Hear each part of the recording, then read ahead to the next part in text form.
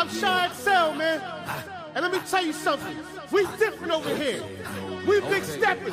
Let's go. Go get a big stepper. Hard body, one West rapper. Put on for my king, my niggas.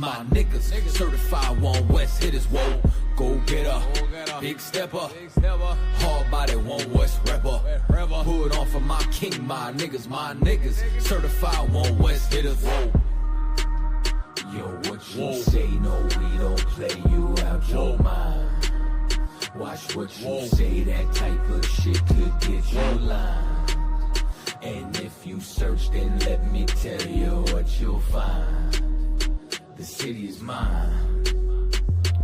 Just a mud who became the pick of the litter. Now my name ring bells when you talk heavy hitters. Nice nigga, but don't make me transform like Thriller. Sam Cooke a nigga beat like I was born by the river. Go get her, you piss her, you get off of the shitter. Can't put you in the spotlight, you niggas are with her. Keep an eye open round for any nigga that slither. Cause it ain't no sunshine here like Bill Withers, whoa. Fuck you know about this life I live. How you gon' talk to me like I ain't lose no rib? Like I ain't lose no crib, ain't lose no kid. Ain't sleep in my car and I ain't lose no gig. Shit, I never gave an order that I ain't did. And I ain't never take a fucking thing that I wouldn't give. Always kept it a bill, homie, I ain't fib. And if I had to go sit, then I just do my bid. Yo, my whole team full of steel beams we can't fold. Your whole circle full of some squares you can't roll. That's why we always take it to levels you can't go. Talk shit, but you can see me with these hands though. If looks to kill like Cyclops, these niggas wanna see me in Pine Box. Know that on my watch, got a better chance to rewind clocks. When you quit nigga when time stops, bitch.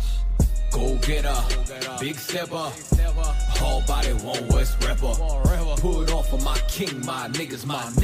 Certified one West hitters, whoa. Go get a big stepper. Hard body, one West rapper. Put on for my king, my niggas. Certified one West hitters, whoa. This flow is award-winning. Torment him, bomb to death, I'm bored with him. Trash him, throw him away with the has-beens. Ice cold with the flow, I'm Alaskan. You was in the fucking jungle in the past tense. I be with the lions, they my friends, Carol Baskin. And like her, they'll never find a body. Tiger stripe tracksuit, feeling like Joe Exotic. Shit, I don't know what it is, but I know I got it. Feeling like Alonzo, surgical with the shotty. All you see is skull and bones, Illuminati. Probably, I be the illest nigga to do it. I just talk shit on the beat and they call it music. I just come provide you with heat, remain the coolest. You ain't never been in the street with all the shooters. I was sipping yak with rioters and looters. Gotta keep my boots laid, shoot straight. Run up on you with the deuce 8 in a screw face. It's bad out here, my style effortless. 2 hands hugging a Ruger, so affectionate. A lot of suckers don't want war, I'm respecting it. Biggest stepper, snatch your plate, the hood starving. Cause they got beard shoe trades like James Harden. Straight from NY to Philly, we still mobbing. Go get a big stepper. Hard body, one West rapper. Put on for my king, my niggas. Certified one West hitters, whoa. Go get a big stepper. Hard body, one West rapper. Put on for my king, my niggas. Certified one West hitters, whoa. Whoa. Whoa. Whoa. Ooh, 27 Club. All right, gang, let's really nail it this time. Here we go. A 1, a 2, a 1, 2, 3, 4. Been in this shit for some years, I ain't never left. Nigga try to save his life like he's scared of death. I got Hillstar on my body, bitch, I'm heaven sent. Hey, this Isupk ain't nothing, we on fellowship. Been in this shit for some years, I ain't never left. Nigga try to save his life like he's scared of death. I got Hillstar on my body, bitch, I'm heaven sent. Hey, this Isupk ain't nothing, we on fellowship. Florida Lee on my top, this a Saints hat. This the third can't be been in here, J-Cat. Nigga tryna steal the sauce, yeah, I hate that. But I ain't make the rules, I can't change that. New bottle, new wine, yeah, I can't crack. Look, flag on the play, they grabbing face masks. Niggas always saving hoes where your cape at. The only killer that you know without no face tag. Hell yeah, my bitch bad, Proverbs 31, yeah. This is not a drill, I be 30'd up, yeah. He about to crack the sky, you better hurry up. It's all bad when you see us hang that jersey up.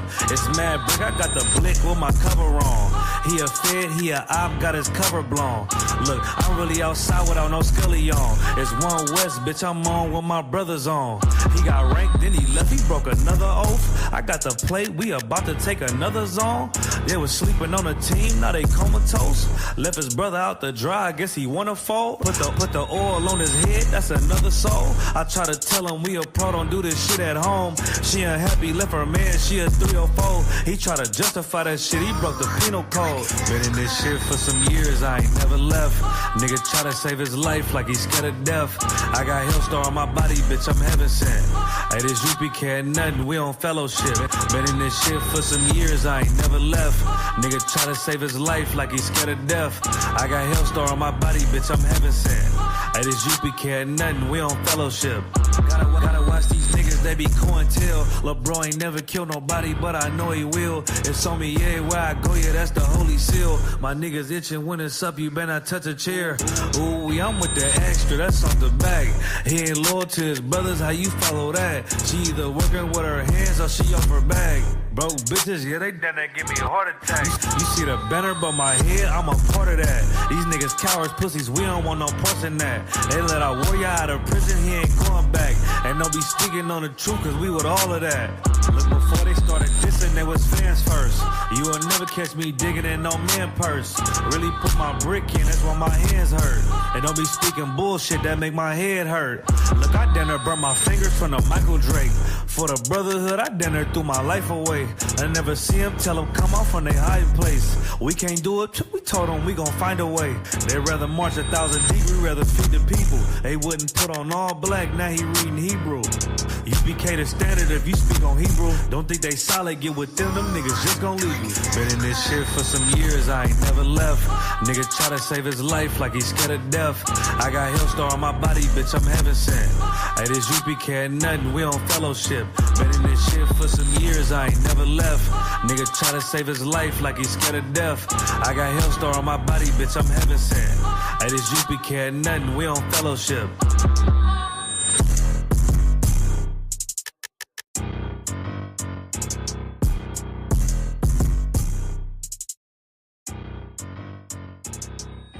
Y'all ain't ready yet, man. Here it come right now. Prepare yourself. Here comes the boom. Here come the boom. Look who just stepped in the room. Got soldiers in every direction. As long as they steppin' in tune. I been all black with the groove. Watching Babylon fall to doom. Lord, know I'm ready, and I know that you know that her love is deadly, but I am immune. These niggas talking rude to whom? That's a spot, you'll be moving soon, and you'll be leaving shortly. Still walking with them angels, yeah, they still enforce me. Got a whole lot of zeal, I can't get it off me. Plus I'm winning like I got a blue ribbon on me. He ain't one what, bitch, I beg your pardon. See, I knew these niggas like to do that pillow talking, so that's why I bought a Glock to the slumber party. Got it off the dust. I just began to it pretty much. That brotherhood of weapon, gotta keep it in the clutch. If it ain't one West, nigga, hush. I don't wanna hear it, keep your tone down. Had a couple complications, but it's on now. So you can kill it, speculation, bitch, I'm thrown down. And if you want a conversation, set his zone down. What he say, I ain't hear him, I done zoned down.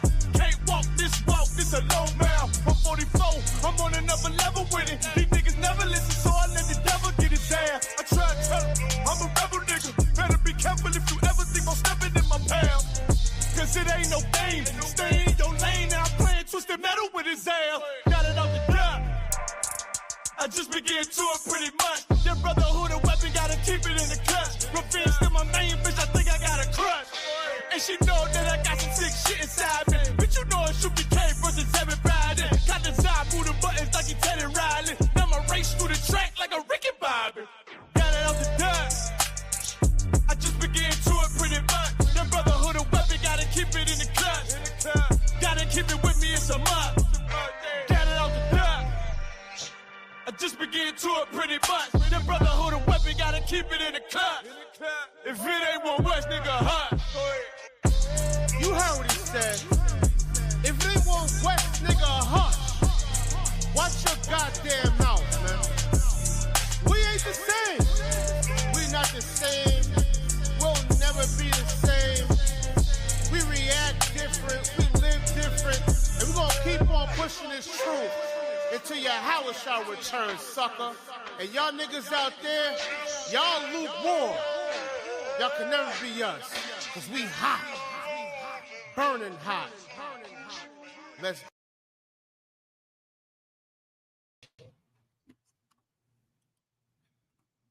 All right. Shalom, Israel. Yahbashim Yahshua to the brothers. Yahshua Yahshua to the sisters. We are the Isupk, the Israelite School Universal Practical Knowledge, established in 1969, 1 West on the 25th Street, Harlem, New York. We're led by Commander General Yohana. We are not affiliated with any other organization. Israel, pay your tithes. Pay your tithes, pay your tithes.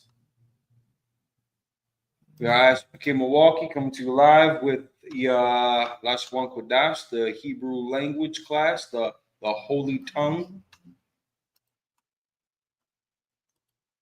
Any questions, comments, or concerns in the room? Feel free to engage in the chat. Try to keep it on topic. Any questions that I might not be able to answer on the spot, we'll defer to the men above me, and we'll get back to you. But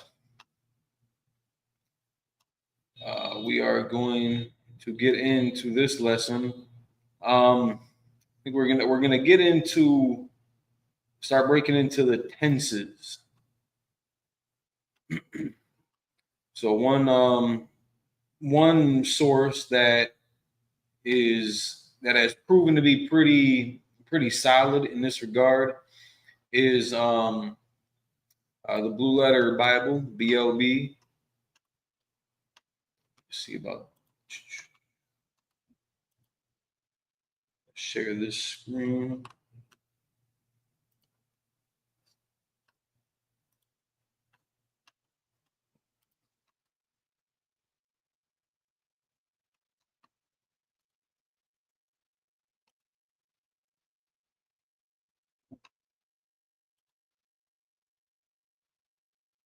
Okay.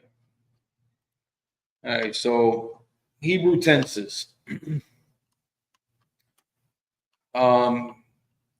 Past, present, future.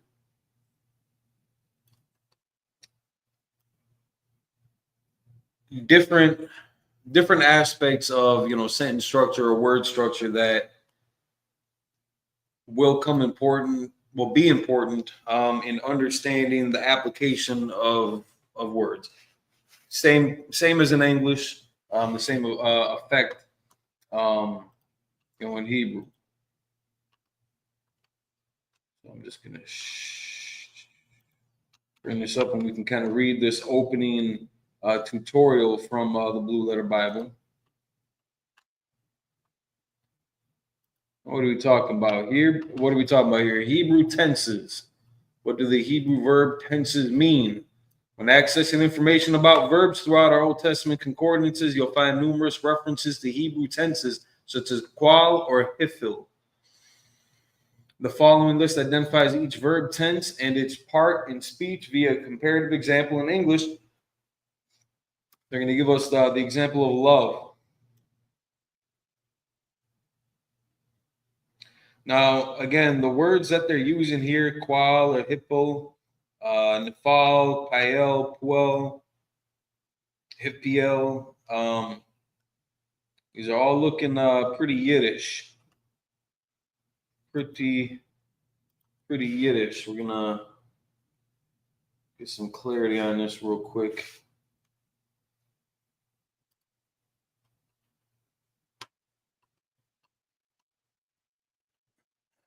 Yeah, all right. So these are going to be Yiddish terms.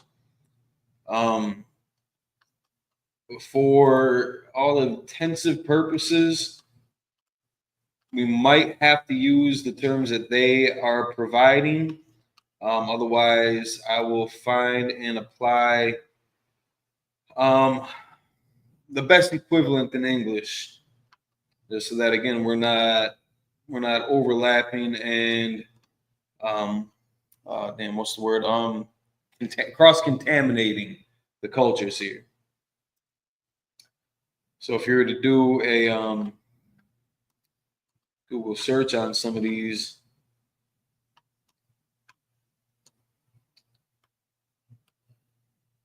you have active, you have passive.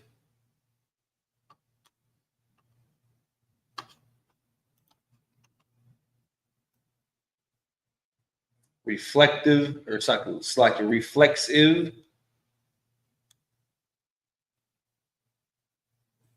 And when we're going through verses in the Blue Letter Bible, open up another page to kind of show. When we're going through verses with it, you can see alongside the definition, and there'll be like a little toolbar that opens up. We'll just go to Genesis real quick.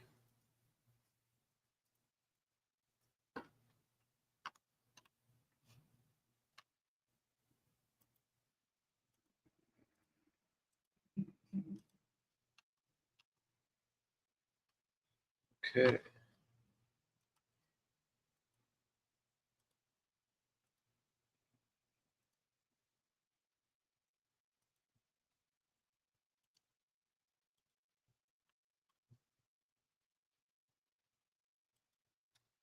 All right, so if we were to, just looking at this page, if you were to open up the tools on the left side here, you see how that little options bar opens up with the interlinear Bibles, cross-referencing, things like that. Just press on that tools bar. And then in the Hebrew script here, if you hover over, the word in that verse, it'll highlight in yellow in the interlinear underneath. Now, if you click on that highlighted word in the verse, it'll give you kind of a general, a quick little tool guide into the word, offering Strong's reference, the Hebrew concordance. And now the code. The code is the part that we're going to be kind of looking at there for the structure of the word. Now, if you go down just a little bit further underneath, it'll kind of give you a little bit of a breakdown. It's got, again, the code, it's got the H, the R, which labels it as a preposition, the ba, and highlights the character that's in that word for that designated code.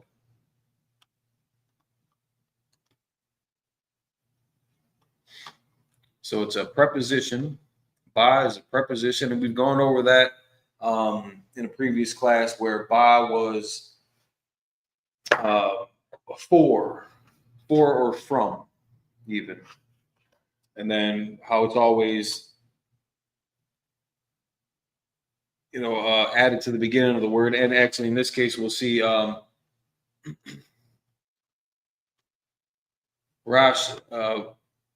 Bara'ashiath. So that ba is the preposition in the beginning. So into, for, from, those are kind of some of the applications of ba, just depending on the context. There might be a little bit of an overlap with like the word la. That also means two. So just, again, the application of the word in the context will let you know what direction it's heading in there. Now, if you click on the next tab next to the R, the NCFSA.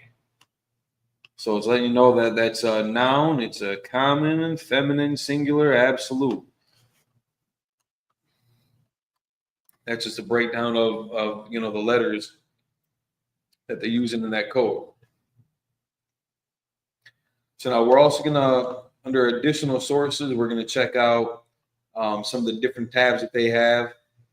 And this is just kind of help us navigate the Blue Letter Bible. And it's always good to have, a Strong's Concordance in front of you. They'll have it attached here. But even having extra biblical sources to cross-reference and double-check your work and the findings, that's always a good idea to have.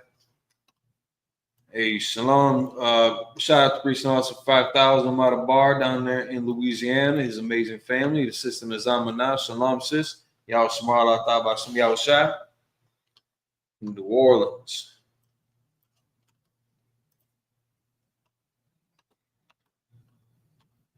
So now just real quick, we're going to go back and share this page. That's the wrong one. There. Nope. It's like I lost that page.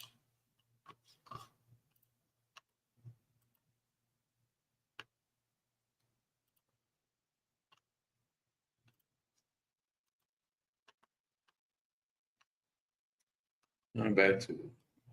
So just scroll down on the additional resources, how Hebrew verbs work. And that brings us back to the original spot that we had landed on. I just want to give you that quick little kind of run through. So anytime you're, and again, this is just, primarily for the Blue Letter Bible. Other platforms got different methods to their madness, but for what we're using here, this platform got some good, a lot of valuable tools to help navigate the site and get a little bit more familiar with the vocabulary that we're dealing with here. So now, all right. So we have active and passive under the simple heading. See that highlighted here is simple. We're going to disregard these Yiddish terms. We'll just use the application that they're being applied in, because up here we have active and passive, and then under intensive, you have different forms of active and passive. So we'll be exploring a little bit with different words and see where they get placed, the differences, the commonalities, the differences between them. We'll plug in a couple vocabulary words and then see what forms they take.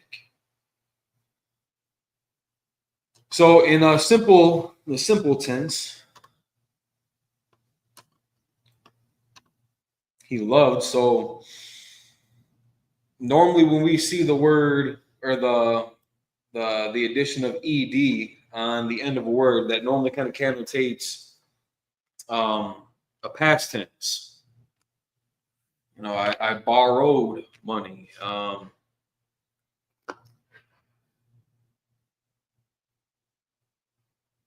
was going to say I slept, but that T is a kind of a different variation of that ed. But a lot of times we'll see it being used as something to refer to what had happened in the past. But now these are also, depending again on the word itself and the application of it, we can see how it's used in the present too. Because we can see how he had, in the example that they're using with loved here, active, he loved.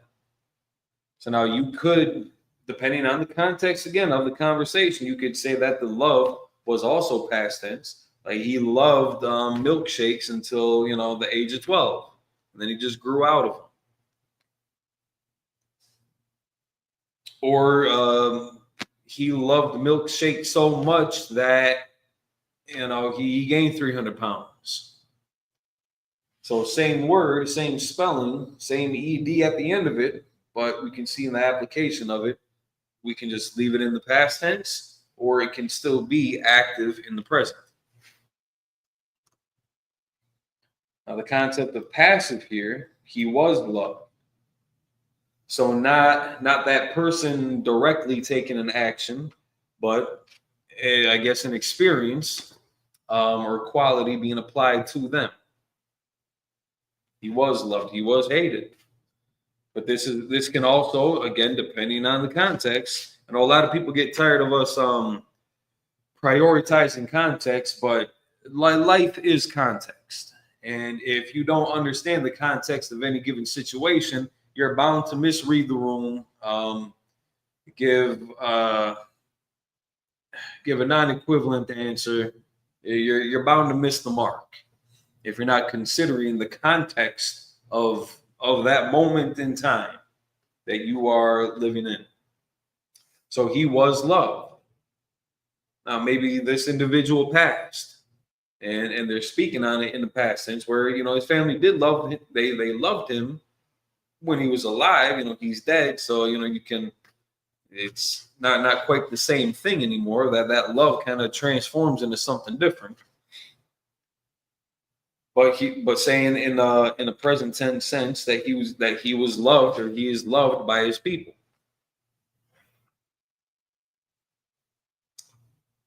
He was loved at the concert. You know, that doesn't I guess that's definitely still past tense, but we can see the passive application to it here. Now, intensive, giving force or emphasis, emphasizing, very in the very same man, is an intensive verb. So the active application, he loved indeed. He loved excessively. Again, something that person is doing outwardly. The passive application, he was indeed loved. He was loved excessively. Again, that quality being applied to him. Reflexive, he loved himself. Certainly nothing wrong there.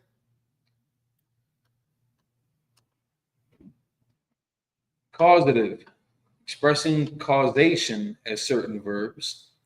Fell is a causative verb, meaning to cause to fall. The active application here, he caused to love. Passive, he was caused to love. Now, you're not going to have to use the word caused in there for each. Any time that you go down that road. But for the examples that they're giving. So now again, they're going to kind of do the same thing that we had just walked through with using the different toolbars on the side.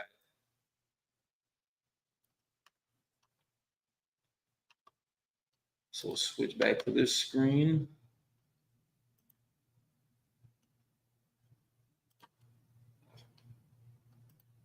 Oh, my fault.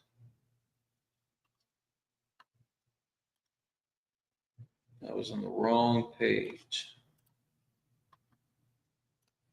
With that excellent breakdown. But if you're going to the Blue Letter Bible yourself and go back to this, click on any word, it'll give you that option of looking at how the Hebrew verbs work. So we'll check out the Simplified Hebrew Grammar PDF.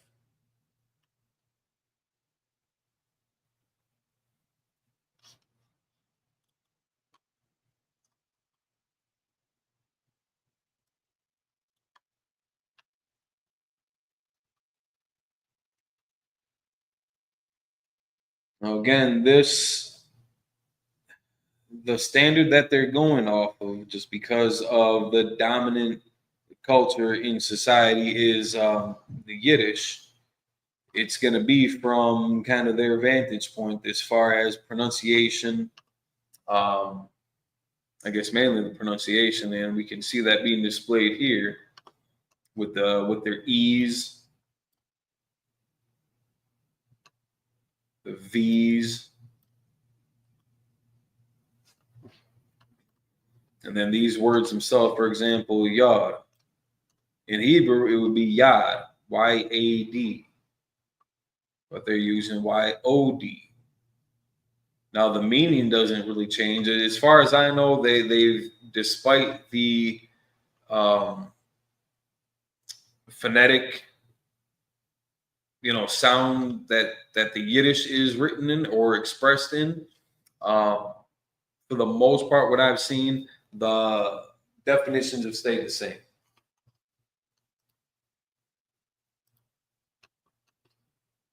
So now here, just giving you a quick overview of the alphabet, which we have done a few times. You can see again the little vowel points snuck in there, which just it's not something that's from the Israelite culture. There's this book that we have. It's a good study book to use. It's also a workbook. So if you were to pick one up, you could actually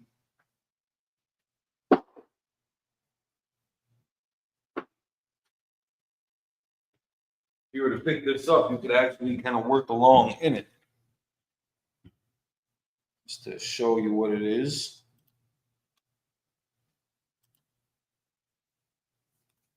It is the Biblical Hebrew, a text and workbook. Can get this just a little bit closer for you. Biblical Hebrew, a text and workbook. By Bonnie Pedrati Kittle, Vicky Hoffer, and Rebecca Apps Wright. Now, on one of these pages, which is very important to understand,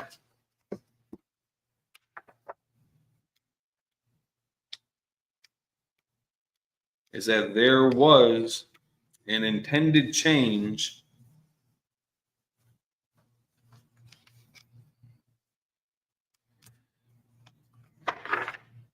in the original language here. All right, there we go. Right away on page 3, they offer this explanation. And now this is a book from, you can't be able to see it here, but if you look on the spine of it, you're going to see Yale. So now this is a book that was authored by Yale graduates, by the Yale University, the institution itself. Maybe that's a credible source to you or not. Maybe, I don't know. We'll see how this plays out. But on page 3, at the top of the page, the first paragraph, the Hebrew alphabet is the oldest in the world, still in use today. Our own alphabet is a descendant of it by a circuitous route. The text of the Hebrew Bible we use today reflects several periods of development. Originally, only the consonants were used. By the time of the Israelite kingdom, some consonants were used to indicate certain vowels. Now, I'm not sure what kingdom they're talking about here, but they do get into the Middle Ages, the Masoretes. So that is quite a while after our kingdom had been destroyed. So you can do, you can always check out what period they're referring to there. But again, a lot of this is going to be coming from a Yiddish oral history that does not have the most accurate grasp on history from an Israelite standpoint, because again, it was a converted culture around, was like 600 or 700 AD, a Khazarian empire that had converted itself into Judaism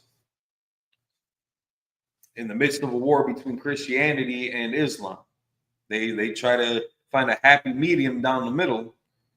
And since the Israelite nation had been destroyed and disbanded for quite some time at this point, for almost half a millennium, they were able to pretty easily just assume the driver's seat from there. So just calling themselves the Israelites, calling themselves the Jews, having a different tongue, a different dialect than us, trying to make sense of our culture, our written culture, to their oral culture, they had to substitute vowel sounds into it. So now still, again, playing the part of the Israelites, using our alphabet, designating certain characters with, different functions, where they could be used as a consonant or they could be used as a vowel. So that wa turn into a wa, a va, an o, or a u. The ya, I think they have that even interchangeable with the letter e, or I think they have that interchangeable with the letter E, as well as Y. Oh, well, actually, in this book, it does kind of offer a bit of a breakdown to it. So in long E, for, again, all applied to the character Yah, expressed as the long E as in prayed, or a long I as in machine, And then for the wa character, they'll give it allowance to be used as a long O as in hope, or a long U as in flute. Again, that's all Yiddish. The original language only used consonants. So now there's a natural kind of gap in the breath in between consonants where it might take on what you might consider a vowel sound or a vowel value, but it's not a vowel. Intentionally, it's not intentionally meant as a vowel. So even our ah and our I, not even intentionally vowels by cultural standard, just vowels by today's common understanding.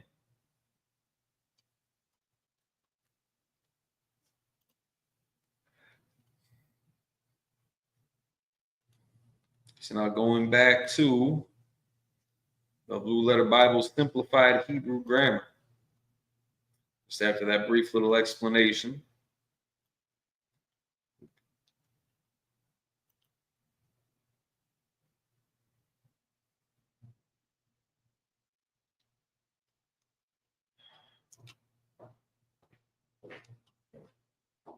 Make sure we're finding some of the right points here. Let's see, in the index, we'll just skip down to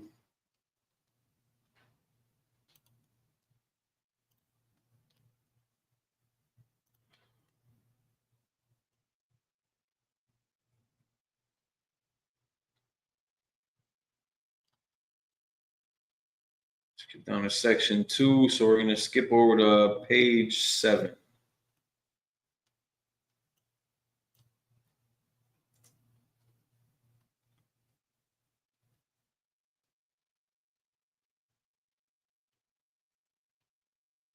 I don't think they did anything, did it?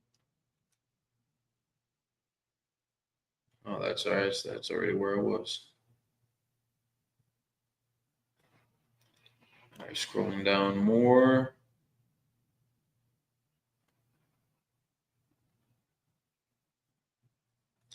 Trying to find where they had the tense.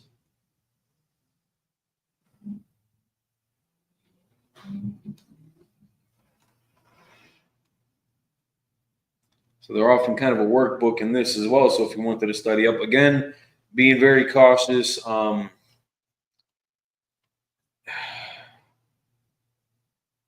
In your travels through this, because again, you're gonna be learning the Yiddish history.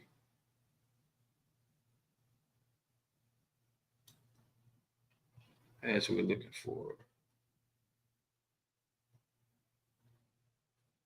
Verb tenses, that's what we're looking for. Section 3, page 29.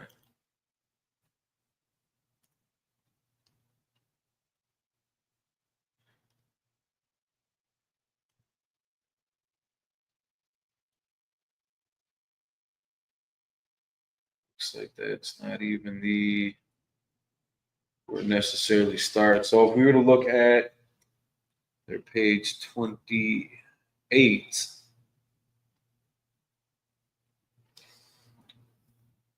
we have a brief read through of gender and number in Hebrew: nouns, pronouns, adjectives, verbs, and participles.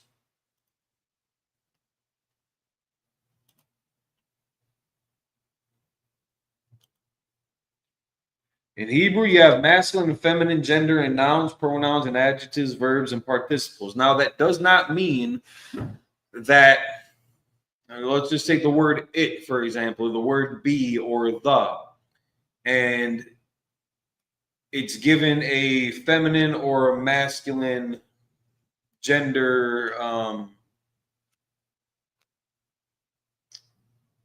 a designation. It doesn't mean that the word the is girly and that the word be is, for the boys. It's more of a dominant and submissive kind of role that the words would take throughout the sentence.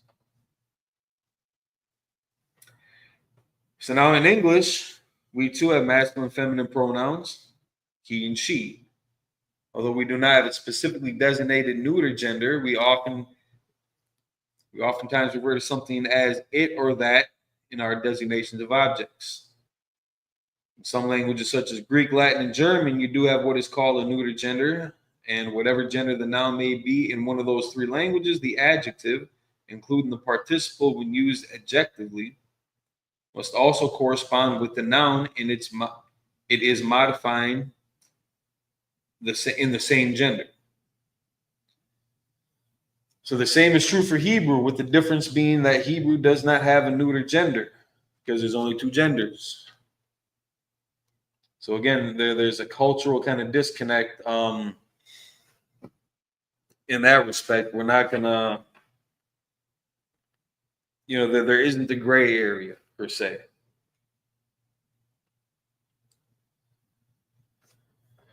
Now they're saying that it's true of all Semitic languages. In addition, that which Semitic languages have that Latin and German do not have is a masculine and feminine form for regular verb forms in the second and third persons, singular and plural. Now they're offering us a list below which contains the primary plural endings for masculine and feminine nouns, adjectives, and participles. However, with the masculine and feminine singular endings, the very best way to unequivocally identify the gender of a noun, adjective, or participle is to look it up in either the analytical lexicon or the Hebrew to English lexicon. And again, with that, you're going to see, I'm sorry, this mouse is.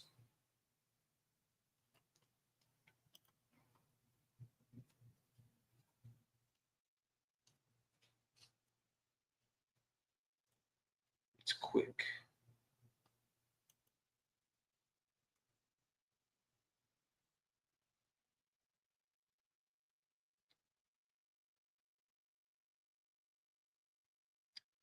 Okay.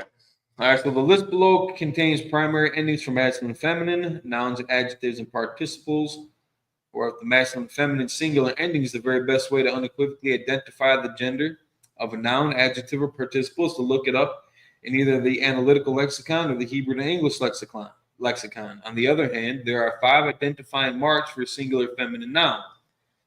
For a singular feminine noun, adjective, or participle that will be helpful, and those identifying feminine marks are on the second list. So in the first list, they're giving us as a masculine plural, yum. Yum. Now, again, they're going to pronounce it ayn.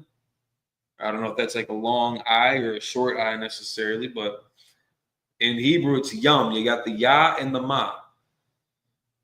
Now, that's always going to be indicating a plural word. Whereas for the feminine noun, it will take on a nasium. Nasium.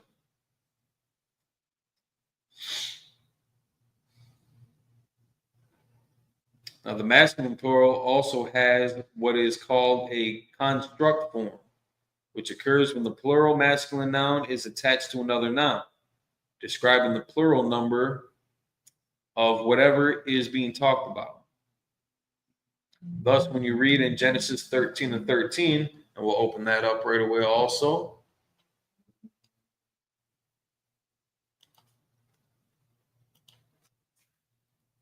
Genesis 13.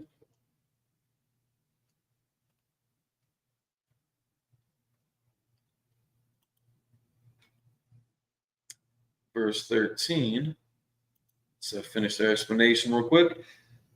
And the following, and the men of Sodom were very wicked and sinners against the Lord. The phrase men of, in its construct form and consequently written form, is anasia versus the normal plural of men, which would be anasia. So now it seems to be indicating that if you were just to have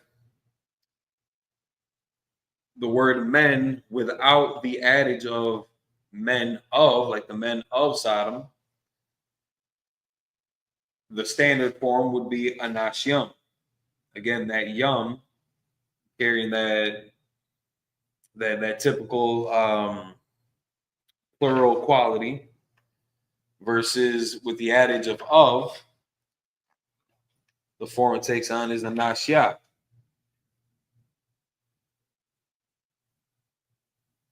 Let's just switch over to Genesis 13 and 13 real quick. We can see what they're talking.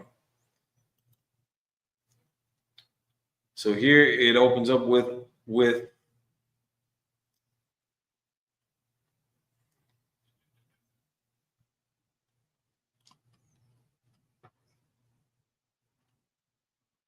and actually their explanation of it too is slightly off.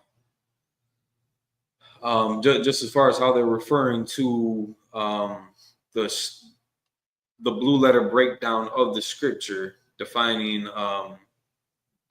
men here, because for that whole word anasya, but the men. So now wa, again, if we highlight that, we're going to see how it does get divided here. And it's got the using the wa as a conjunction. Wa as a preposition attached to a word is the. So like you might hear us during the prayers or a lot of scriptures, waha, waha, waha.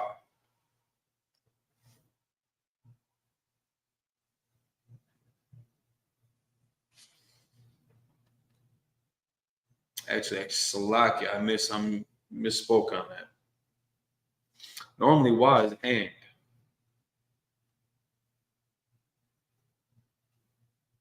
Make sure I'm right here.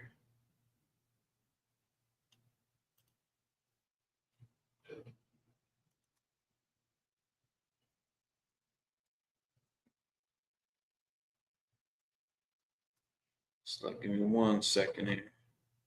Just double check my work.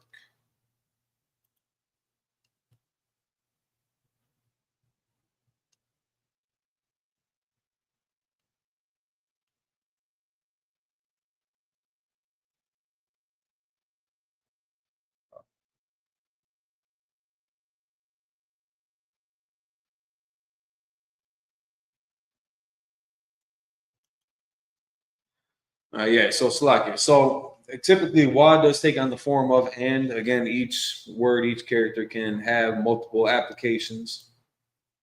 But we're seeing here how wa is going to be substituted to take on the position of but the for the conjunction. That conjunction part of speech. Just to get the definition of a conjunction, conjunctions connect words, phrases, sentences, or paragraphs. The most common conjunctions in English are and, or, but, and for.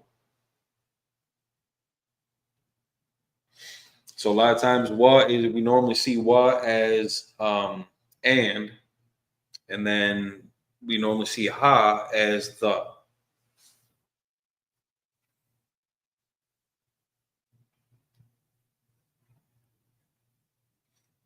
And again, when we're translating, from different languages, you might always have a little bit of an overlap in, like, we're translating things from Hebrew into English. So the applications, the uses of words in English, they're just trying to make sense of the different cultures. The use of the words in English are, let me just say, English is such a much broader, wilder cultural language than the Hebrew. So you might have to pull a couple teeth in the initial stages trying to make sense of Hebrew words in the English tongue or in the Spanish tongue or in the German tongue, whichever was you're trying to translate it into. It might take pulling a little bit of teeth initially to get that established.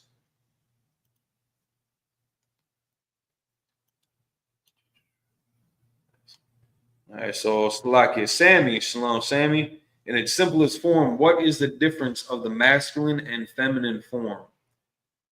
What is the simplest difference between the masculine and feminine form? It's a good question.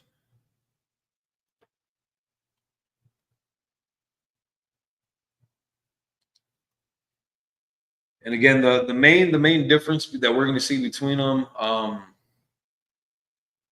again, because it's not always going to be gender specific or indicative of gender, of like physical actual gender. But whether those words are taking a more, the application of the word, is it going to be passive? Is it going to be active? Past, present, and future.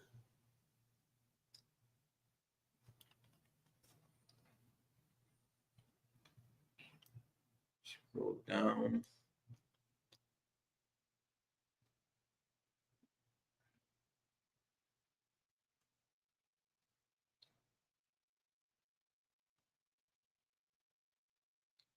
So now we see in the first portion of it, for the masculine plural, used with the young. Now here in the feminine plural, it's with a wath. Wath. Now they're going to offer, however, some nouns have both masculine and feminine plural endings. And the example they're given is generation. It's a masculine noun, but it has both masculine and feminine plural endings. So if we were to take a look at the word generation, let's go back to the blue letter and type in generation. The examples that they're using might not be the same examples that we're finding in here. Let's see if they offer scriptures to go with it.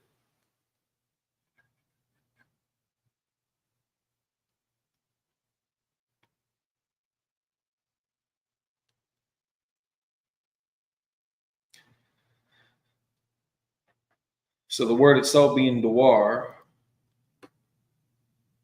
Genesis 7:1.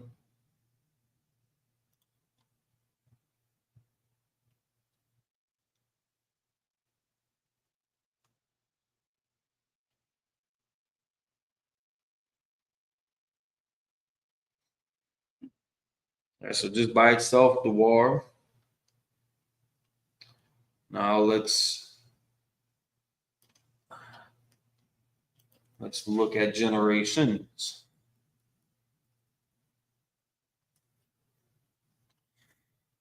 Now we're adding the S on there. So in English, that's adding, that's making it plural.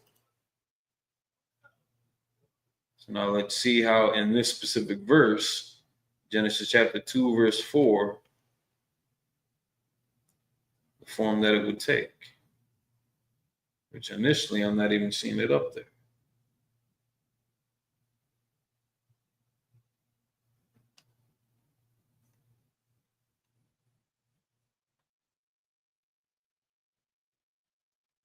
That's a completely different word that they're using for generations.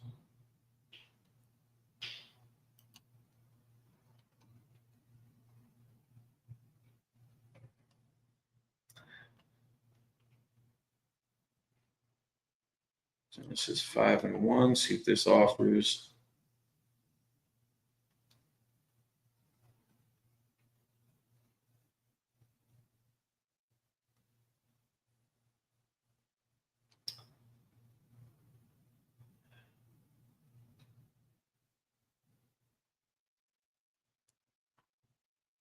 Yeah, again, a completely different word. Let's take a look at one that they're giving us. Because that's using, if we highlight this here, we're going to see the wath at the end of it. So it's definitely giving it, it's still in a plural format, using that feminine plural at the end of this.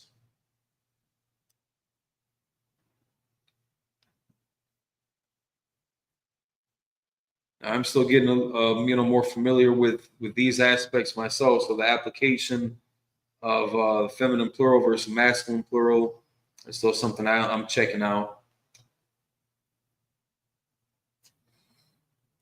Let's see where else. If it's getting used in the same form, let's just open up Numbers real quick. Numbers 1 and 20.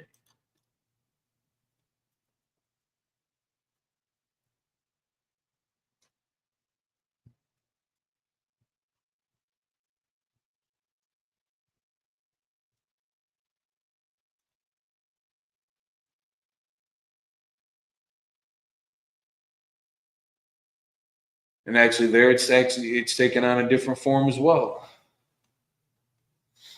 So the root of it would have the wath at the end of it, using that feminine plural. But the form that it takes on in the actual verse is thumb. Instead of wath, we got thumb. Thawalad thumb. Instead of thawalad tha. Thawalad wath.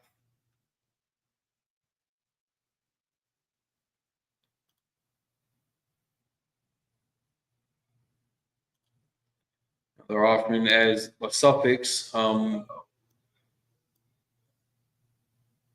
pronominal, third person, taken on the masculine.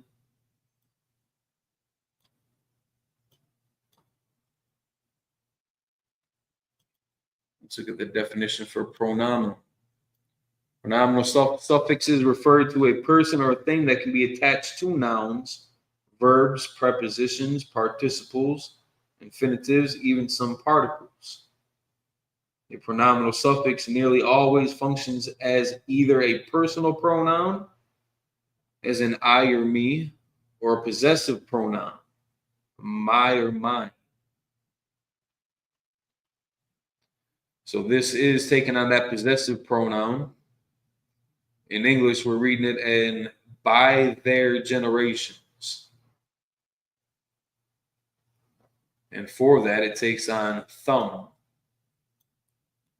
Or I should say, just the ma in this case.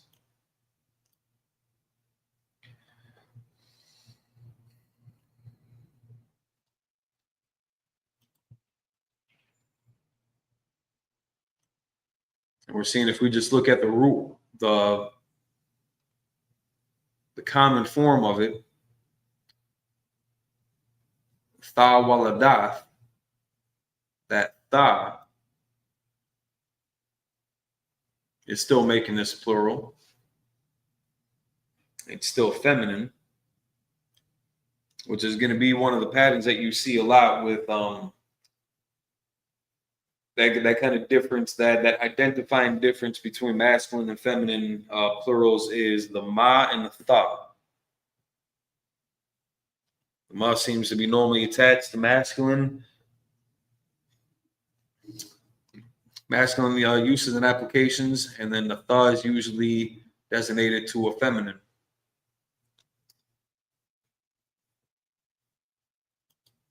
Switching back into the simplified Hebrew grammar. Some of the other examples that they're going to offer here for their second list. We had went through the first list. The second list, female individuals and animals are feminine nouns.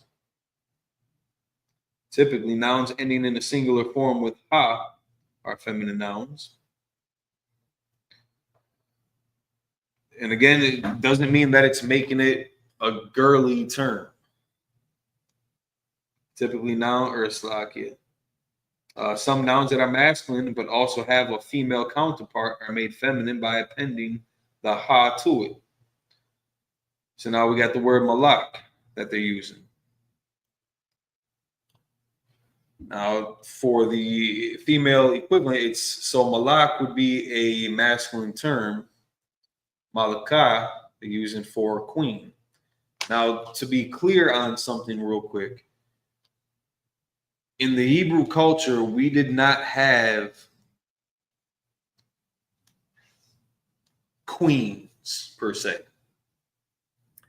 You had the wife or the wives of the patriarch or the king. Switch back over here real quick.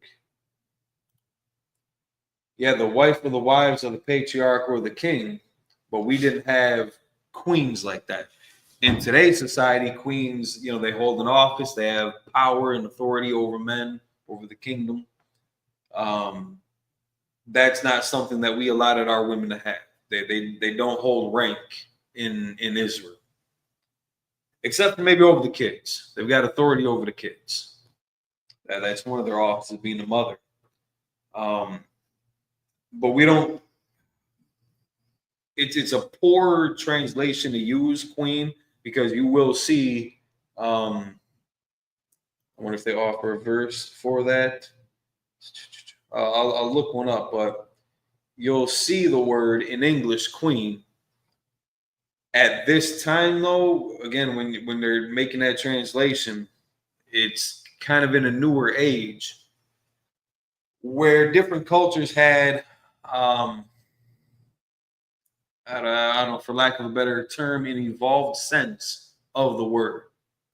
Whereas if you go into antiquity, that word queen, which was also spelled different, it was still talking about a woman, but not in this grandiose way that we find the word being applied today.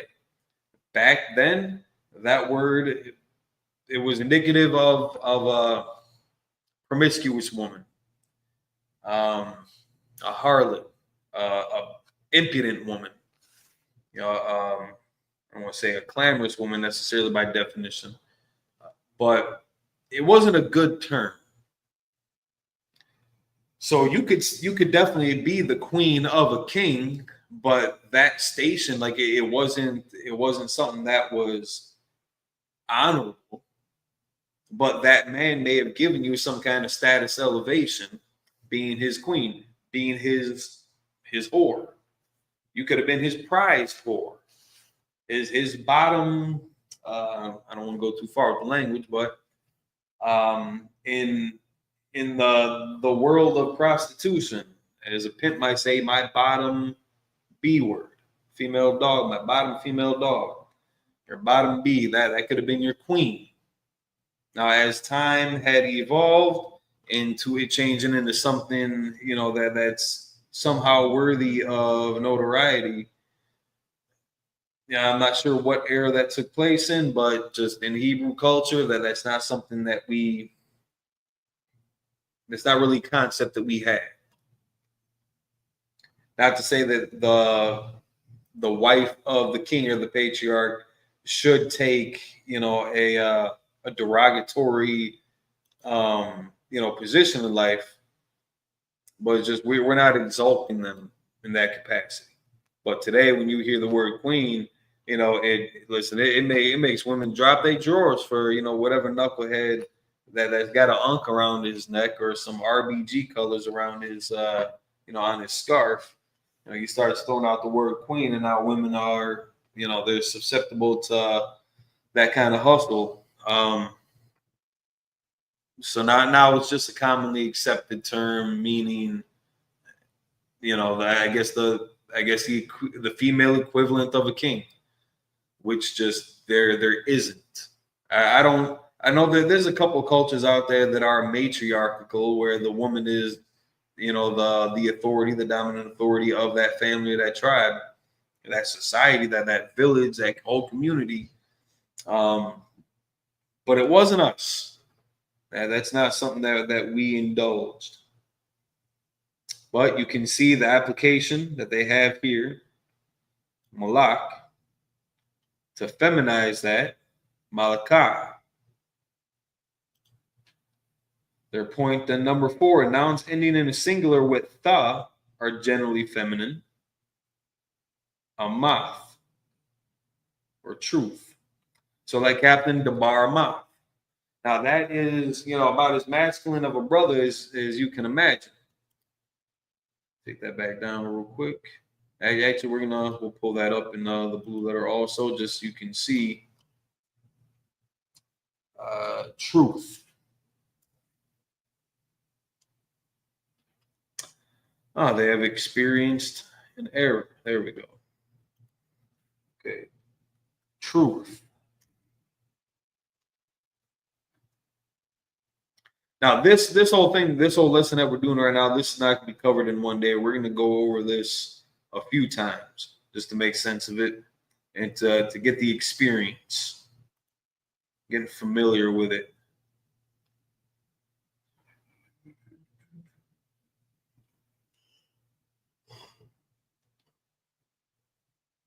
Salaki.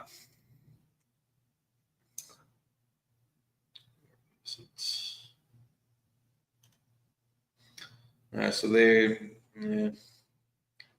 still have and his truth. So now they've got let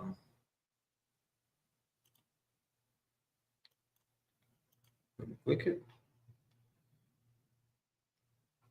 Well, they've got a possessive attached to it.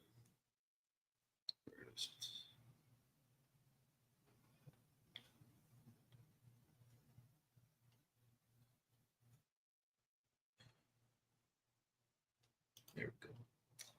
Wa amathwa. So now you can see in the division of it, you got the wa amath and the wa at the end. So now again, they describe it as a suffix. We don't normally use that term necessarily, but again, pronominal being descriptive of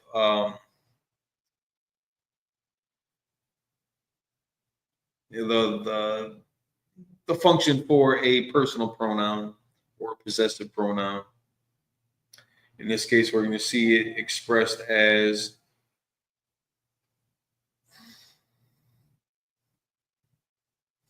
let me find. It's going to be used as a possessive pronoun because it's his truth. So that "wa" in there is indicating his. So his being a possessive pronoun. The "wa" we see beforehand in the example I was trying to illustrate earlier, where "wa" was normally used as "and," now we can actually see that. All kind of verbatim, and his truth, "wa amath wa." But now our main focus right now is just looking at the root word, amath. So now it's an adverb, it's a feminine noun. Now again, that I should have tried to pull this up also, but let me see if I can't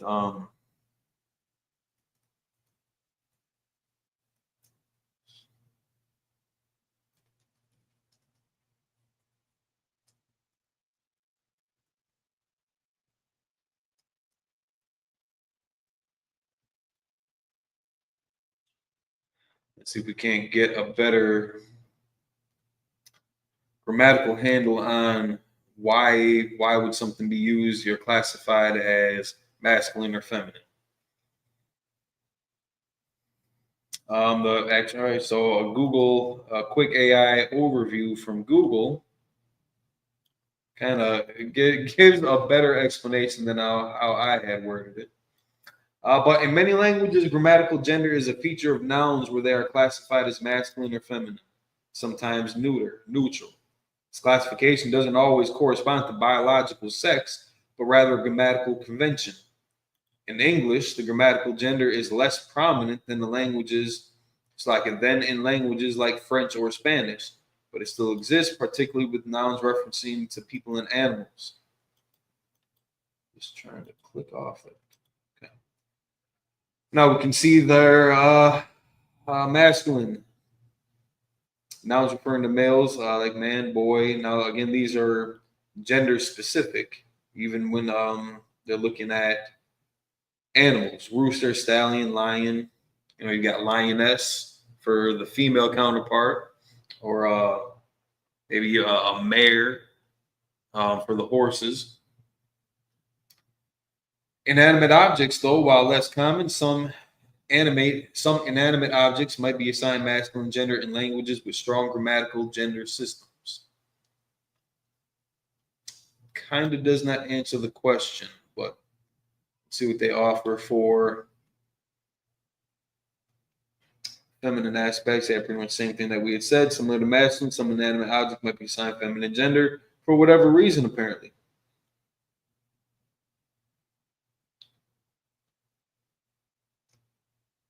So now some things to consider, not always about sex. Grammatical gender doesn't always align with biological sex, especially with inanimate objects. Language specific. The assignment of grammatical gender can vary between languages. Gender neutral terms. It's like person, child, spouse, teenager.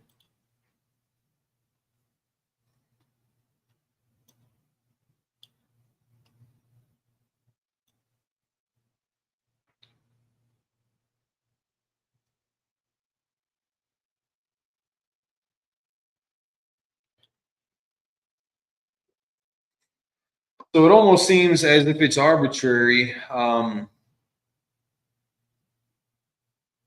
For all intents and purposes, with some of your basic words, if it's not, directly a noun or a verb, but because the word itself, king, for example, king being a masculine word, the attributes of its plural form are just going to be inherently masculine. Now, same distinction between woman and women.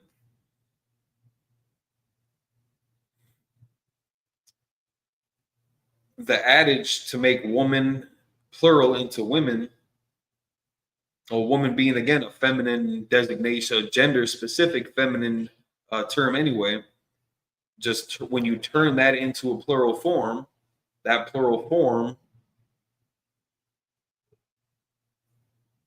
is going to automatically support the gender specific quality. So that wath at the end of a feminine word, for it to make something plural, it easily could have been yum, just because that's also a plural form, but they're just giving it just separate designations. That term for a feminine word, this term for a masculine word. So this is a linguistic classification system where every noun in the language is assigned a gender, regardless of whether it refers to a living being or an inanimate object. Languages with grammatical gender, like the Hebrew does, often have masculine, feminine, sometimes neutral categories. The assignment of a gender to a noun is often arbitrary or based on the noun's form. The example they're given is ending in "a." In Spanish, often indicates feminine rather than its meaning or the natural sex of the referent, which I think is a useful example to give, because we do see that with Spanish, uno, una. And if you're talking about like one boy, it's going to be I don't know Spanish like that to be throwing out too many. Uno chico, one boy. So that word "one" is a very neutral term, but it's being assigned to a boy. The subject matter, the focus of the sentence or circumstances is masculine, the boy. Whereas una chica, one girl. So as they're also explaining, it's kind of arbitrary. It almost doesn't matter, but they are just giving distinct variations so that you can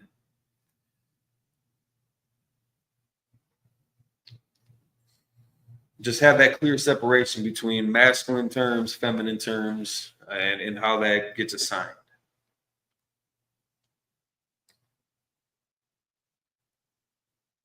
Other words in a sentence, such as articles and adjectives, must agree with the noun's grammatical gender. So that's why you would see adjectives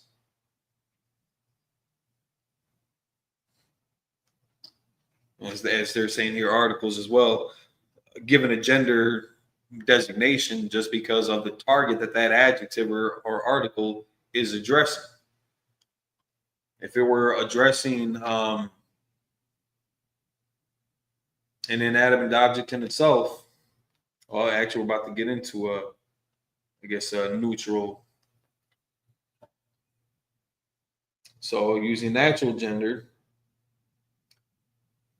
In languages with grammatical gender, nouns that denote living beings often align with their natural gender. Man is masculine, woman is feminine. Fair enough. However, when dealing with living things, grammatical gender might not always perfectly align with natural gender. For example, they're going to use German. Mädchen is a girl and is grammatically neutral despite referring to a female individual. But now that's German. So now we have to understand that we're also dealing with a separate language. So the rules might not apply the same way here. But just to kind of give us a feel for what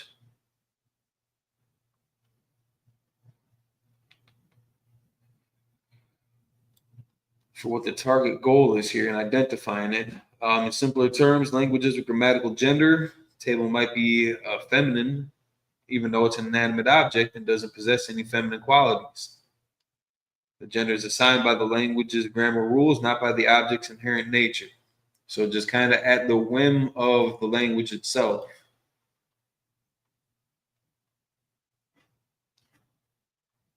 So now, go back to this. So amath. So now truth.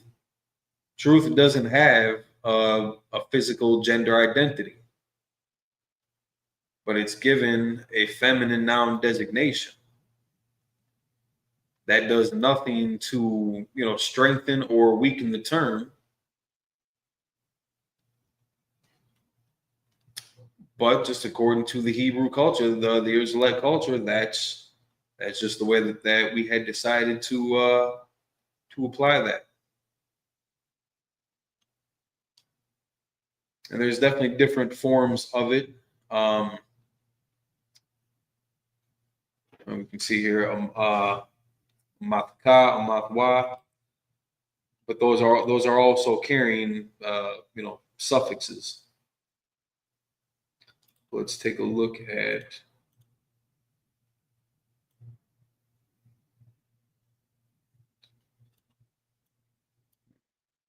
move that around.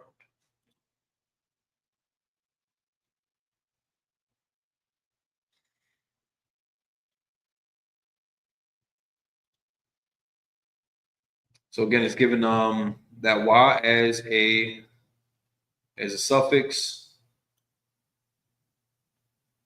And so now if you were to take a matwa, the wa adage on there being masculine onto a feminine word, now that doesn't change it into a transgender word.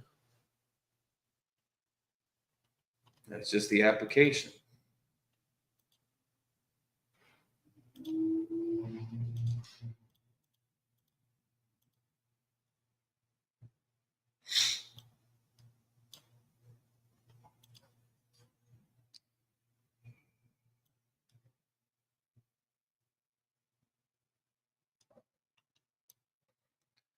So now, if anything, it's going to be going into, if how they designate masculine and feminine words when it's talking about either inanimate objects or, words like this, truth. I guess, and for the lack of a better example, the spirit behind the word.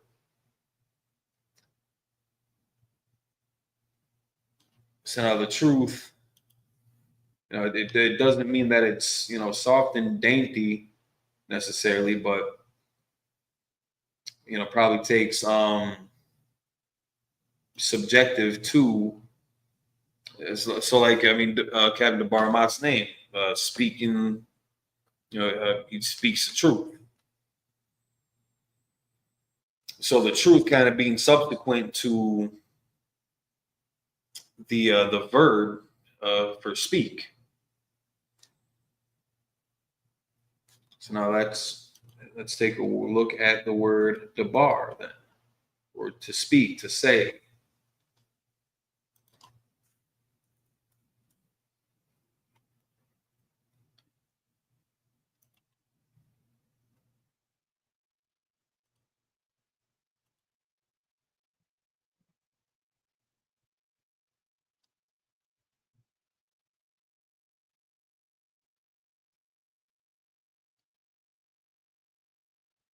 Get the wrong one.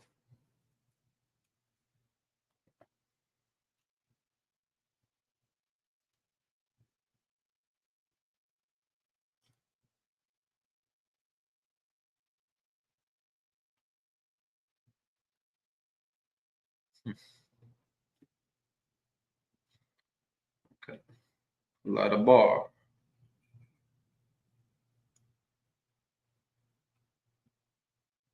Now, so again, we see here to speak, ladabar, la being the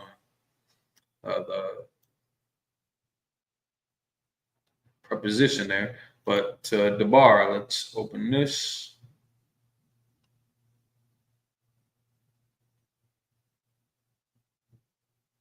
All right, so it's just giving it a verb. Actually, let me check one thing real quick.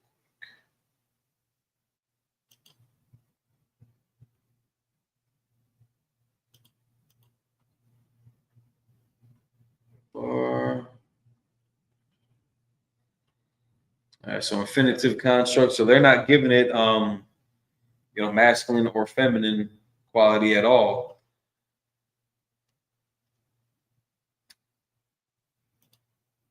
Let's look at these. So it expresses simple, intensive, resultative, causative, or other kinds of verbal action depending on the context.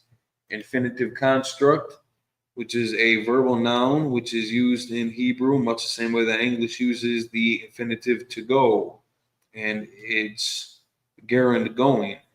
It is often prefixed with the preposition to, which in this case it literally was to speak. La is to, and then the bar speak.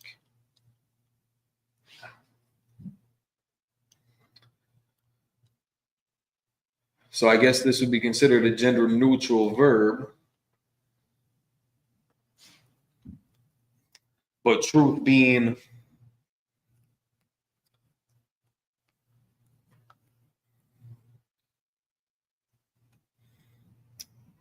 the adjective to the verb here, the verb being speak, truth being the adjective.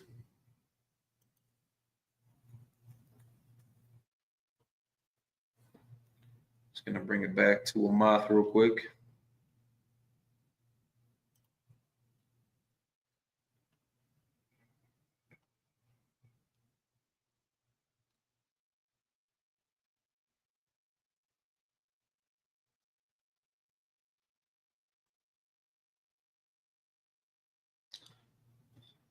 Well, moth.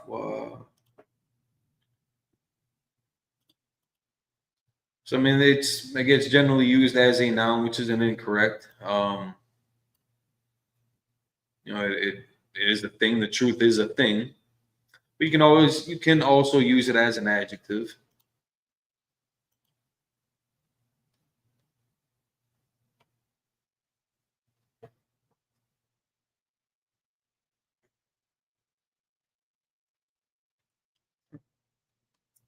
Use as an adverb.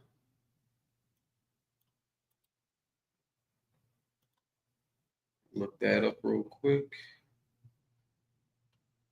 An adverb is a word or an expression that generally modifies a verb, an adjective, another adverb, a determiner, a clause, a preposition, or a sentence. Adverbs typically express manner, place, time, frequency, degrees, or level of certainty by answering questions such as how, in what way, when, where, to what extent. This is called the adverbial function. It may be performed by an individual adverb, by an adverbial phrase, or by an adverbial cause.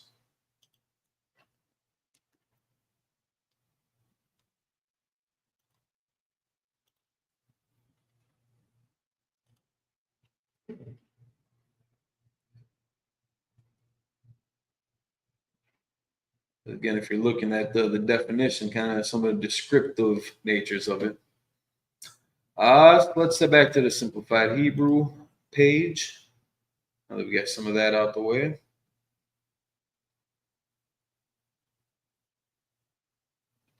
So the definite article. There is no indefinite article in Hebrew like they have in English, which is the a and an and. A noun by itself is typically translated based on the context of the passage with the English indefinite article a or an. The definite article in Hebrew, which is the, written as ha, in the first letter of the word it is attached to, contains what is called a dagus forte. a dagus forte, which is a dot in the middle of the word. Some more Yiddish shit, such as the phrase "the king." Again, in Hebrew, we got no use for that. That's small hat people trying to make sense of it. So they offer in other variations of the definite article that what are called the guttural letters. E, A, G, A, Ha, Cha, I, and also the Ra. For your translation purposes, this is the primary information about the article that is important for us to know.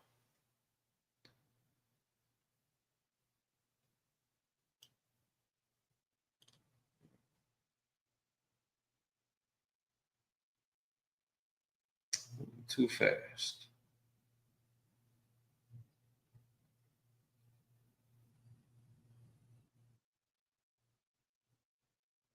All right, so the conjunction and the consecutive.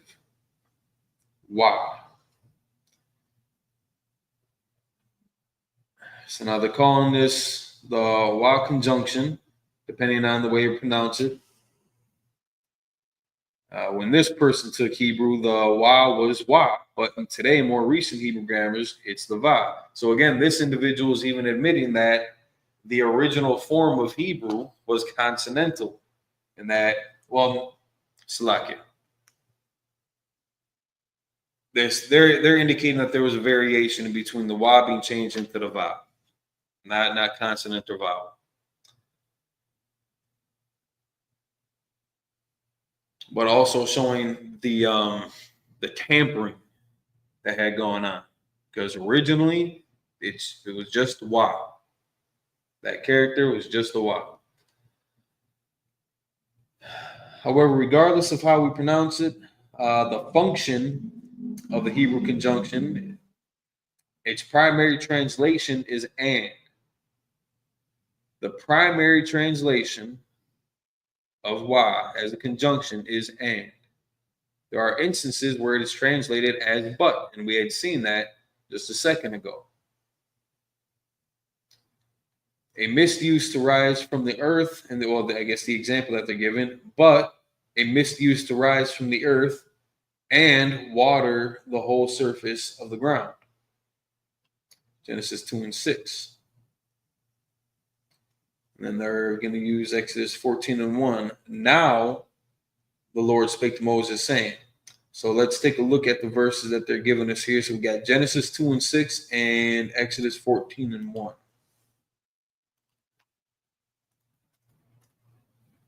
Genesis chapter 2, verse 6. So wa'ad.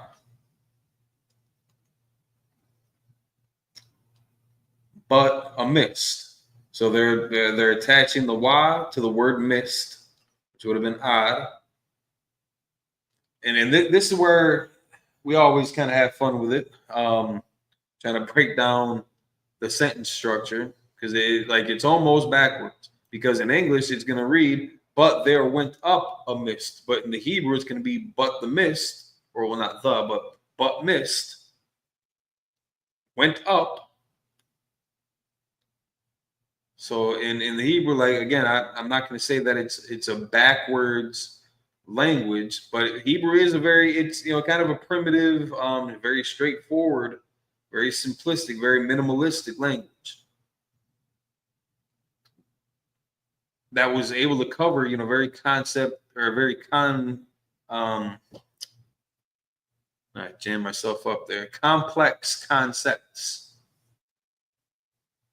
But we can see how it's taken on that form of but in conjunction with the word mist. We're just to open that up. No, that's not what we wanted.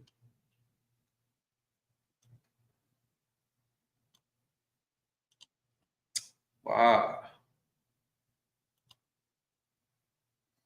And again, they just spell it out plain and clean, conjunction.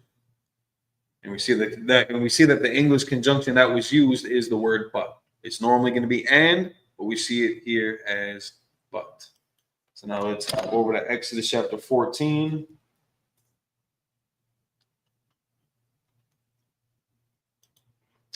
The example they gave was in 14:1 right away. So, and the Lord spake unto Moses, saying. So now normally that and, it's going to be attached right onto spake. Let's see if I'm right on this. Hey, yo, what yadabar?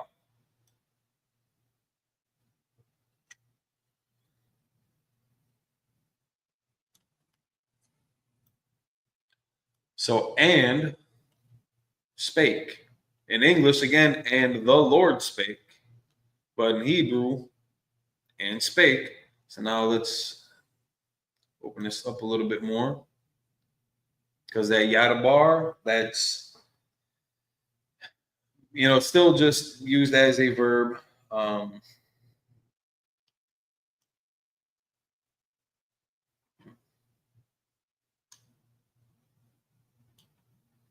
Sequential imperfect, though.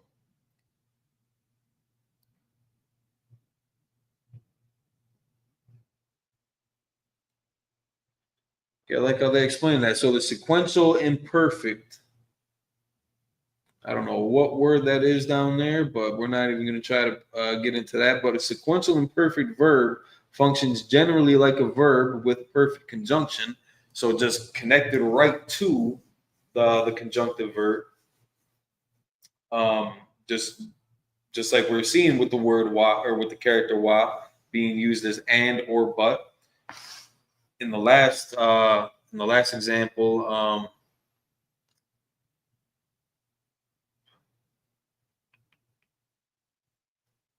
we had just seen in Genesis with the mist, wa'ad. So that would be an example of a perfect conjunction because it just connected right there. But now we got this ya snuck in there, but also connects to an earlier verb to form either a sequence of time or a sequence of thought.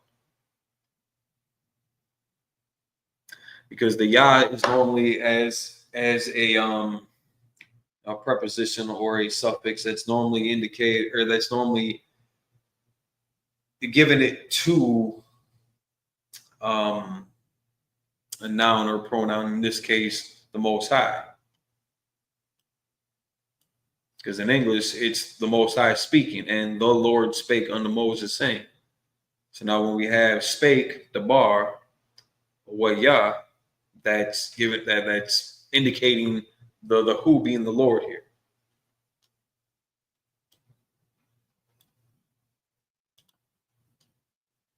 Grammar's fun. It's a good time.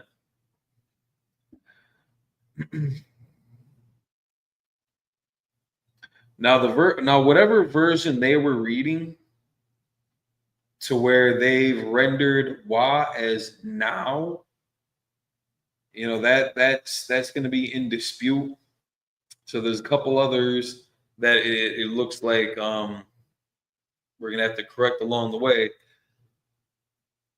The KJV, the King James Version Bible, is the only authorized English translation of the Bible. Not just by King James' own authority, but Commander General Yohana's authority as well. So if in different versions it reads, now the Lord spake to Moses, the Hebrew doesn't change, but it's just the English equivalents that people are giving it. Whereas correctly, it should be rendered as and in that example of Exodus 14:1. So now they give us then, they give us when. These as we go, they give us then in Leviticus 5:14. Let's see if there's a similar error going on there.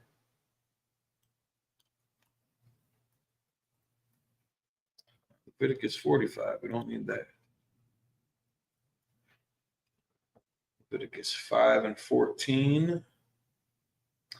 And we see that error being taken there as well, though. Those liberties that these people play, it's very arrogant. Now we see here, and the Lord spake unto Moses. So now again, if we open up the toolbox here, Wayadabar, the Hebrew didn't change. The English equivalent did. So now they're just getting fancy with it. So then the Lord spake unto Moses. Now we have the word when. When the woman saw that the tree was good for food, Genesis 3 and 6. Let's see if they keep this party going. Keeping that same standard, keeping that same energy. Genesis chapter 3, verse 6. And when the woman saw. So Wathara. So the root word here being, all right, so Ra'ah, H7200. All right, so to see. So it's for saw. It's for the word see.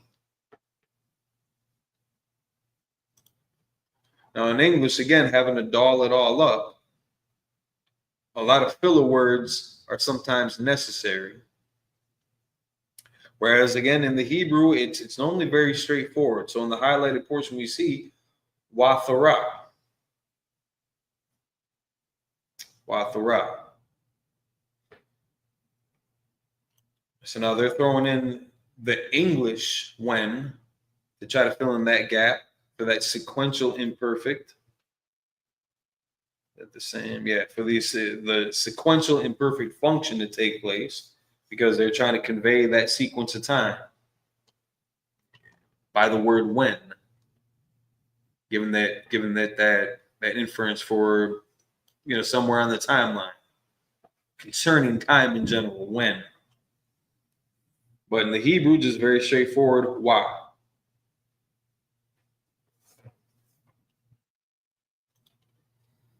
And again, we're seeing that used as a conjunction. It doesn't have a Hebrew concordance.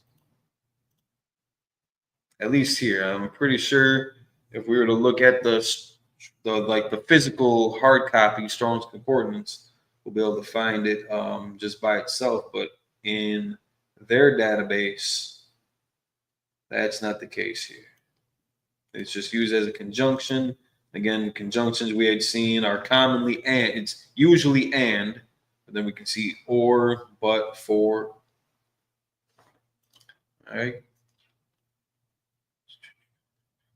Oh, sorry, didn't share the screen. So when we were doing that, my fault. So again, we got that word right here, the highlighted word, Wathara. They're saying and when. There's no Hebrew word there for when. And sometimes you're just going to see that there is no English or Hebrew equivalent for some of these English words. So the intention of it is conveyed, in different means. But just in English, to make sense of it,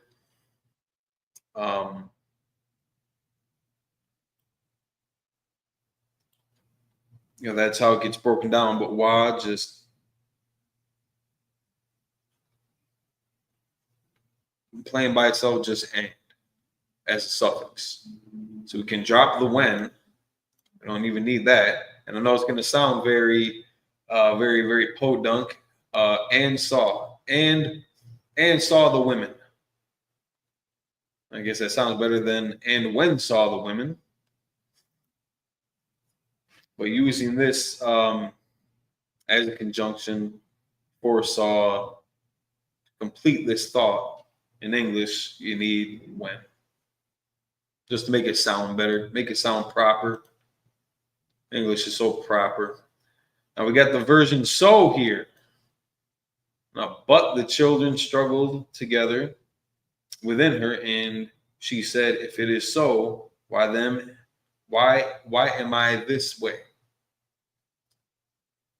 So she went to inquire of the Lord. So they're not using it for so here, it doesn't sound like. They're trying to get that for here. Now, in Genesis 25 and 22, just to be sure, Let's take a look.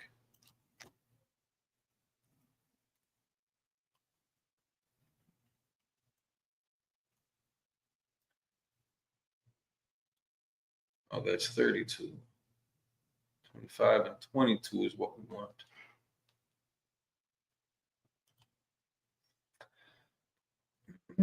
Oh, we see something different here. In English, it reads in the KJV, and she went to inquire of the Lord. So again, in whatever version these people are going off of for their simplified Hebrew grammar lesson in the Blue Letter Bible, it does not match up with the KJV. Here we can see the word and. So now it's going to be attached to went. Wathalad.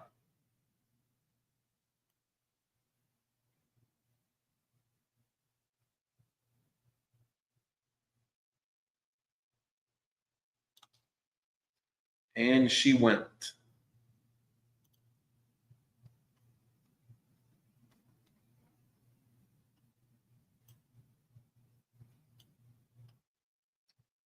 Again, the root word being yalad, a verb. So walk, go, come, lead, bring, lead away, carry, cause, move, go away, proceed. Just depending on the different applications, as always. We can see the form that it takes, and she went. Wathalad. So now the she in this case is kind of redundant.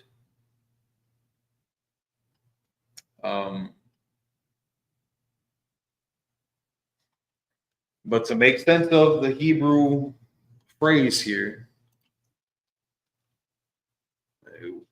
as you know, it's not enough in English that the subject matter is about her and her experience with the twins struggling in the womb.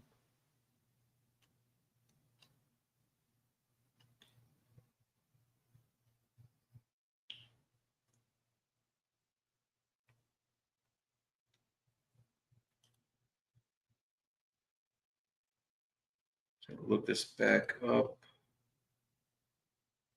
If it lets me. There we go. And again, Yalad not taking any gender identity or dysphoria. Just being a gender neutral term. Doesn't really need any designation, even though we are talking about her. And Sister Sammy, I always thought being called a queen before coming into the truth, it was disrespectful. Good. I'm glad you had that notion about the word. Very subtle manipulation being used. Just to try to make make that deal sound attractive. So you found it disrespectful too. Good instincts. Good instincts, Sammy.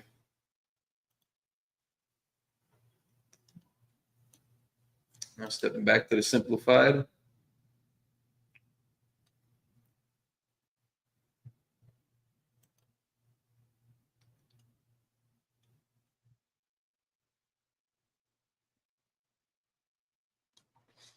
So now again, they're switching over to va.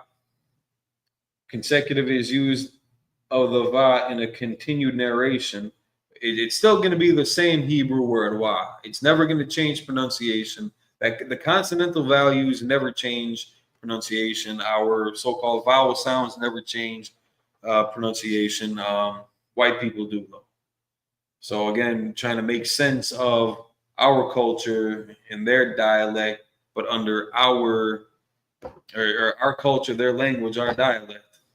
Trying to smooth that all out, we get a dumpster fire like this. So the examples that they're going to try to use here in 1 Kings chapter 12.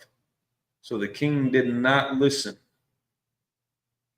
perfect verb form that begins and leads this narration. So the king did not listen to the people, for it was a turn of events from the Lord. Let's just take a look at 1 Kings chapter 12.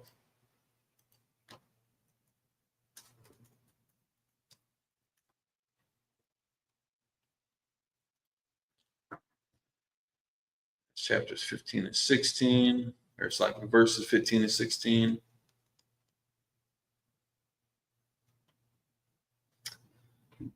And again, we can already see that it reads differently than how they have it in their version. So we'll just read the correct.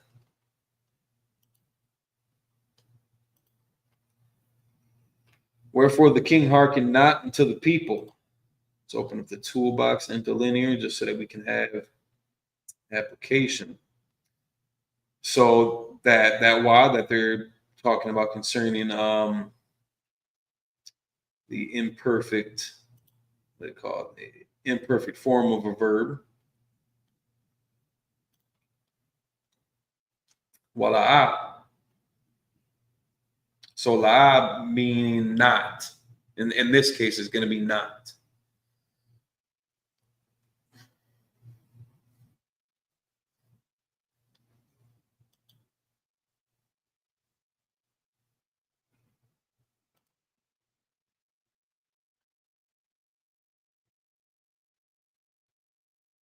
And we can see in the English, not comes quite a ways down the line in succession of the English words.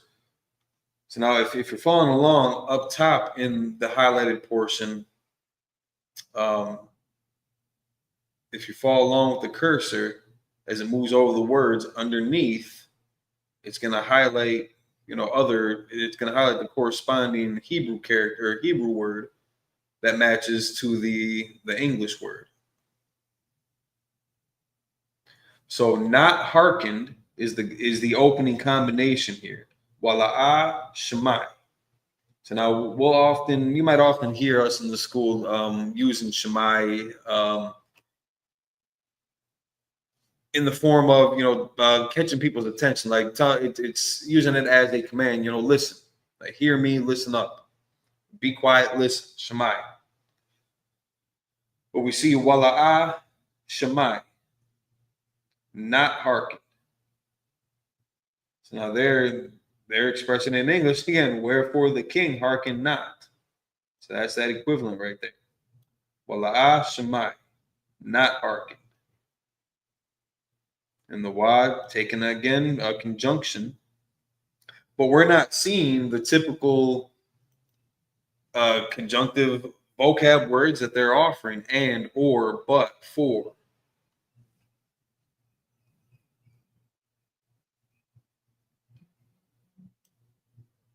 So it doesn't mean that the grammatical rules are just, tossed out the window.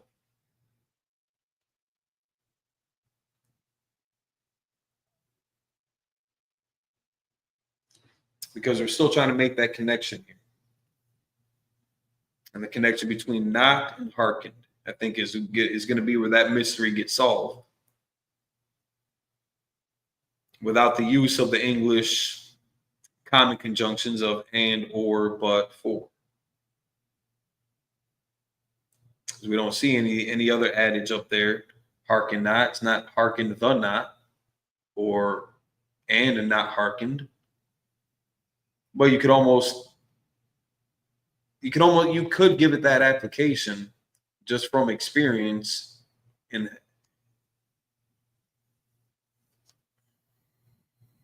how English can flow. So when we see kind of an anomaly like this, not hearkened, still having that conjunction. Yeah, I don't see no vowel over here.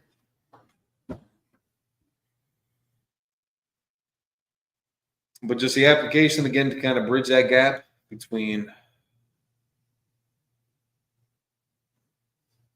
the verb and the particle, the negative particle in this sense, and the verb. So just so that we understood what a particle is, they are auxiliary words that do not fit neatly into any specific grammatical category. That makes sense. Again, just trying to bridge that gap. Even in Hebrew, using terms like this to bridge the gap. In English, you just gotta, I guess, use a couple more. So now it's viewed as a negative particle. So interrogative particles indicate that a sentence is a question. The interrogative particle maya and ma can also function as interrogative pronouns, who and what, or indefinite pronouns, whoever and whatever. Does not answer for our situation here, but good to know nonetheless.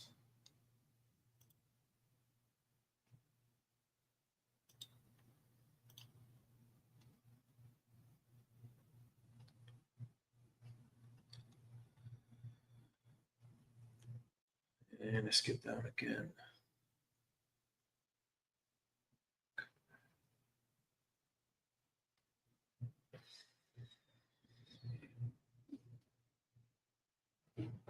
All right, so it just reads completely different.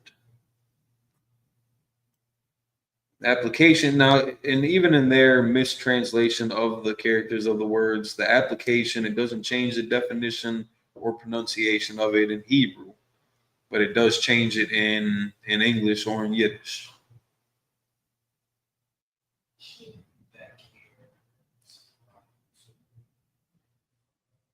So now they're giving us a couple.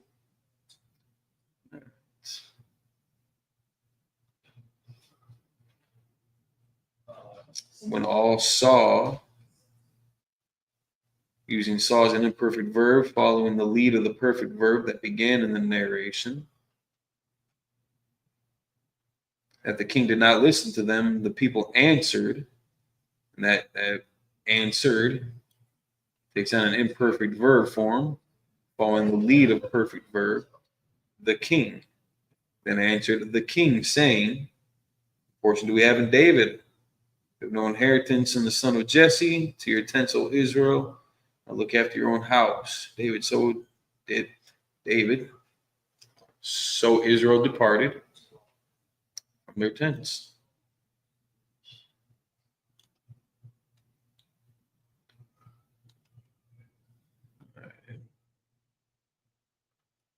Skipping down to the inseparable prepositions. 3 prepositions in Hebrew that are always attached to the word they are modifying, and that is why they are called inseparable. Fair enough. Prepositions with the primary meanings. Now they're even given us alphabetical order: ba, ka, and la. So ba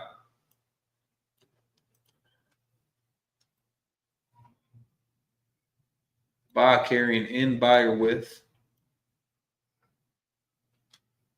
Ka is a preposition as or like. La is a preposition to, for, or at. Now, all these prepositions have other translations as well. Ba also meaning among, before, or it's like ba being among or before. Thus and after for ka. Into or concerning for la. And many others. But they're saying the first ones listed are primarily identified. That's how they're primarily used. Like, yeah, I should explain that a little bit clearer. Up here is how they are primarily used when you see them before any word in Hebrew. They're primarily used in this fashion. But again, depending on the context and the application of it, you'll see them take on these responsibilities as well. So now we're in section 3, looking at verb tenses. We'll be entering an extremely exciting phase of this study. Let's check. All right, we're getting close to the end of today's time. But we'll just step into this to get ready for next week, because this will be probably the more direct focus of next week's class is these verb tenses. That was kind of the agenda for today, but having to define some of these grammatical applications and apparatuses and appendages, all these other fun vocabulary words, even for myself, just for clarity, was kind of necessary. But we're going to be entering this to learn about verb tenses, voices, moods, so kind of, inferences, the atmosphere of it. Might be called the guts of the biblical Hebrew, that this is what will enable us to understand what is actually being said in the Hebrew text. Again, people are going to complain left and right about context. If there's something in the Bible that sounds horrible, and then we offer the genuine definition to it, the natural accusal is you're just using context over the definition, which I think that's true in pretty much any culture, any society. You're always going to be using the priority should be given to the context before the definition. Again, we could be talking about dogs. The definition of a dog, like the plain definition of a dog, is a four-legged man, of the canine family tree. I don't know if that's not the verbatim definition of dog, but depending on how we're using that word, we could be talking about a whole lot of different things. We could be talking about food. Not to say that I'm Chinese, but if we had a hot dog, now it's a food. Could be talking about your dogs, your homies, your friends, your boys. You be talking about that dog down the block, some female that you don't like. Females can even use it, regarding the men. Not for the same purposes, depending on the context, of course. But just as they had offered an explanation, which we would agree with, that these Hebrew characters and words take on many different forms depending on the application, depending on the subject matter. So we're going to see, let's get back, let me share that screen. So again, we're going to see, when we get a little bit deeper into this, the different grammatical tenses: simple active, simple passive, intensive, causative, and how that does get expressed in the Hebrew without having to rely on the Yiddish. All right, so with that, appreciate y'all sticking this headache out. A lot of learning to go on here, even on our side of the fence, my side, I should say more. But you can stay tuned. Join us next week. We can address any of the other issues that we might run into. We're taking some of these baby steps into getting reaffirmed with our culture and language, step by step. So next Friday, we'll be right back here. Lord allow, weather permitting. Just if there's no other events or anything going on like that, and we're not, maybe we'll refer you to an outside class. Otherwise, we'll see you back here. Isupk, Milwaukee, 7 p.m. Israel Shalom.